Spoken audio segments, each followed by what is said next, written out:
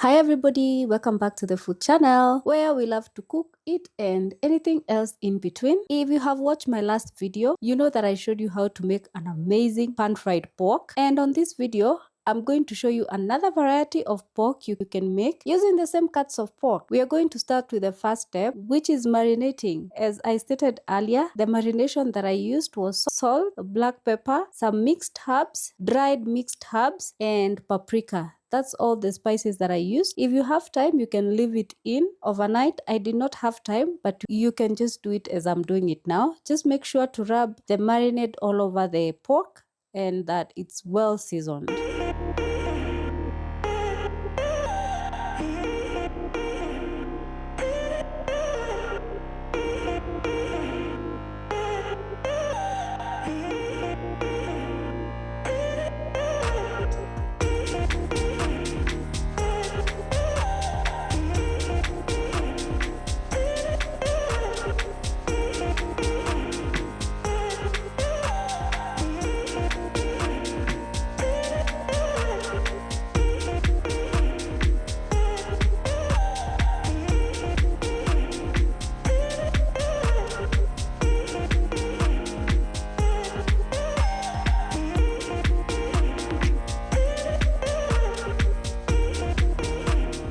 We are going to get a pan that is not non-stick because we want to get that sear. So we are going to put the cuts of pork that we've just marinated into the hot pan. Now you can put some vegetable oil.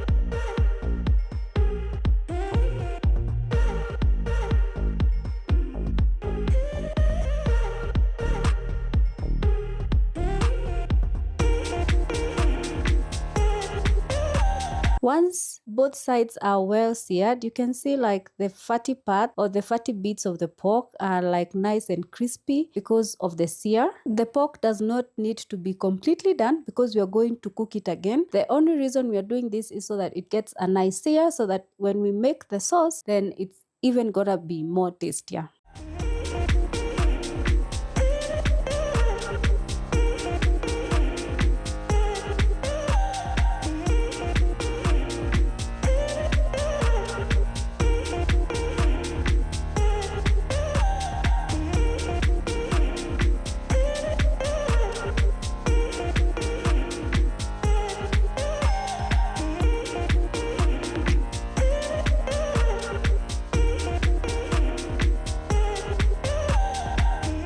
Once both sides are well cooked, we are now going to start with the sauce. Now, the ingredients you need for the sauce: onions. You need lots of onions. In the same pan that you are searing, don't wash the goodness away. So you're going to need a lot of onions. Onions make everything sweeter.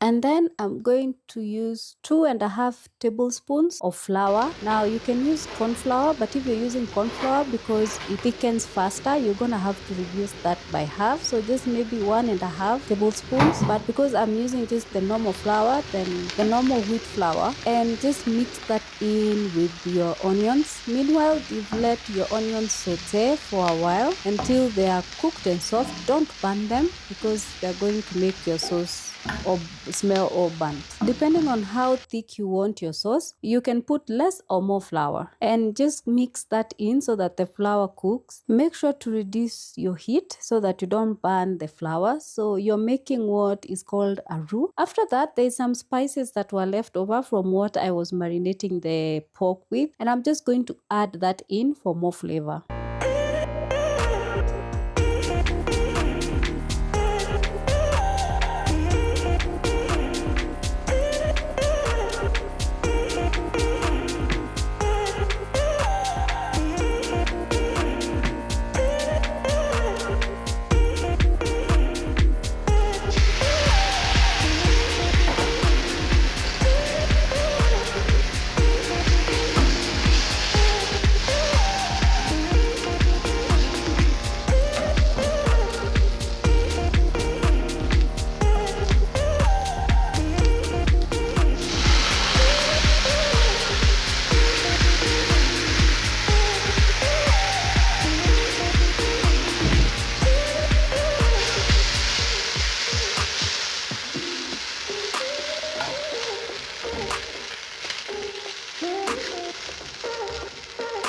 Now on to the next step. If you have maybe chicken broth or chicken stock, you can add. However, if you don't, you can just use water like I did and mix everything together. You can see it's already starting to form the saucy bits. So just add water. This was 2 cups of water that I added because it's going to thicken. Remember, we already put in the flour or the corn flour, so it thickens. So you might need 2 to 2.5 cups of water. Mix that in until everything is mixed together. Remember, you're still on low heat. If you notice like it's getting too thick, you can always add more water depending on how you like your sauce. If you like it more runny or a bit more thick, it's up to you. You can always add more water. If it's too runny, add some more flour.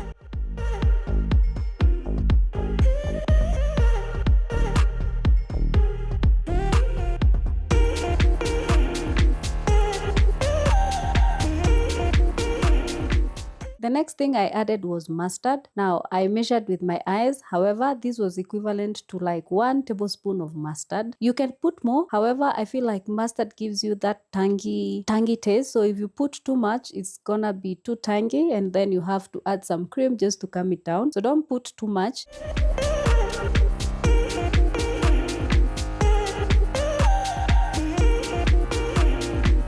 Once your sauce is already boiling and steaming, now we are going to put back in the pork. Remember, we only seared the pork. We did not like fully let it cook because we are going to put it back in the sauce and let it cook for a while. At this point, if your sauce is too thick, you can add a bit of water. I later added a bit of water as well because the pork is already half cooked. It shouldn't take long. Make sure the pork is well covered with all the sauce and then let that cook for a few minutes. Once the pork is cooked, you just need to scoop that pork out.